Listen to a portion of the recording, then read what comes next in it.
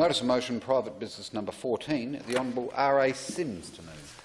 Call the Honourable Mr Sims. Thank you, Mr President. I move notice of motion, private business number 14, standing in my name, namely that I have leave to introduce a bill for an act to amend the Environment Protection Act of 1993. Is that seconded? Seconded. Put the question. Those for the question say aye, against, and no. The ayes have it. Honourable Mr Sims, head to the bar and go all the way back to Honourable Mr Sims. No short measures here. A bill, Mr President. Bring it up.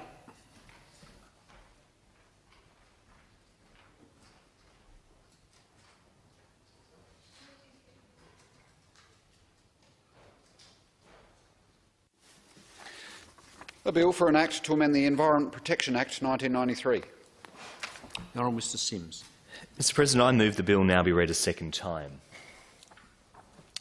I rise to speak on the Environment Protection Cigarette Butt Waste Amendment Bill of 2023. It's good to be back, Mr President. This bill seeks to reduce the amount of cigarette butt waste that is littered here in South Australia. Cigarette butts are consistently the most littered item found in our state. Of the 17.75 billion cigarettes, 17.75 billion cigarettes consumed in Australia each year, up to 8.9 billion of those end up as litter. That's litter on our streets, on our beaches, on our public spaces. They comprise 20% of total waste items found during Clean Up Australia Day and 34% of total litter counted by KSAB and in its 2016 to 2017 litter index. Littered butts pose a range of hazards and problems in natural environments. Discarded butts are made of cellulose acrylate, a synthetic material that's made up of cellulose, acetic acid and plasticizers, and that's a photodegradable but has a low degradation rate. Exposure to sun will eventually break the filter down, taking up to 15 years for it to decompose, but the source material remains diluted when it's exposed to water or soil. In salt water, it can take up to 400 years for a cigarette butt to degrade. 400 years, Mr President. Once littered, butts accumulate on soil or in the marine environment and they leach out toxic materials. A single cigarette butt can pollute 40 litres of groundwater. While toxicity is highest immediately after smoking, recent research has revealed that a second toxicity peak at 2 to 5 years underlying the long-term hazards of cigarette butts disposed of in our environment. The cigarette filter leaches may affect drinking water quality and result in bioaccumulation in the food chain that could pose a threat to human health. There's also emerging evidence that nanoplastics are absorbed and dispersed by cigarette butts. As the cigarette butts break up slowly, they shed microfibres and leach over 7,000 chemicals, including toxins and carcinogens. Many of these chemicals are acutely or chronically toxic to aquatic species. Just one cigarette butt per litre of water is highly toxic to fish. Cigarette butts have been found in the stomachs of birds, turtles, whales and fish, where they affect digestion and they lead to poisoning or starvation. While the total number of chemicals in these littered cigarette butts is unknown, remaining tobacco in discarded filters contains a range of dangerous materials.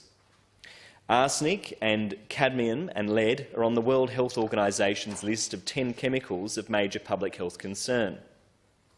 Polycystic acromolystic hypercarbons, don't say that in a hurry, Mr President, are carcinogenic, and the US Environment Protection Agency has designated 16 as priority pollutants, all of which are found in cigarette butts. Further environmental devastation is caused by the fires attributed to cigarettes each year. More than 4,500 fires across Australia are caused by cigarettes, and at least 77 people lost their lives in fires that were started by cigarettes between 2000 and 2005. As well as diminishing the enjoyment and value of our natural landscape, substantial financial costs are incurred in managing cigarette butt pollution. The cost of tobacco-related litter removal has been estimated to be at about $73 million per year to the Australian taxpayer. This cost is met primarily by state, territory and local governments which manage litter prevention and removal at a local level. Ultimately, Mr President, it's taxpayers who foot the bill for managing tobacco product waste. The shifting of the financial accountability towards producers, which this bill seeks to achieve, is long overdue. This year, Spain introduced regulations to require tobacco companies to pay for the clean-up of cigarettes. It's expected that costs will then be passed on to consumers that could create a disincentive for smoking. Additionally, it would be in the best interests of these companies to educate consumers to effectively dispose of their waste and to reduce clean-up costs. This bill is modelled on a scheme that will be familiar to South Australians, that is the container deposit scheme that's been in place here since 1977. The container deposit scheme was one of the first pieces of product stewardship legislation in which industry is obliged to take greater responsibility for its packaging after it's been sold. In the case of the container deposit scheme, beverage suppliers must ensure that a system is in place for the recovery and recycling of their empty beverage containers. As a litter control measure, the container deposit scheme has been highly successful. South Australia indeed leads the nation in recovery, recycling and litter reduction of beverage containers, with a current overall return of 76%. And beverage containers now make up just 2.8% of litter in our state. Fortunately, Mr President, cigarette butts can now also be recycled. And I was really surprised to discover when researching this bill the myriad of uses for cigarette butts. Indeed, they can be used in a diverse range of products, including bricks, benches and home insulation. Businesses such as TerraCycle in Canada are collecting cigarette waste, cleaning them and separating them by material types. The materials are then recycled into raw formats that manufacturers can use to make new products. The ash and tobacco are separated out and composted in a specialised process. With momentum of stewardship programs being implemented around the world, it is time for cigarette deposit schemes to be established in South Australia to ensure that tobacco companies are minimising the harm that their products have on our environment.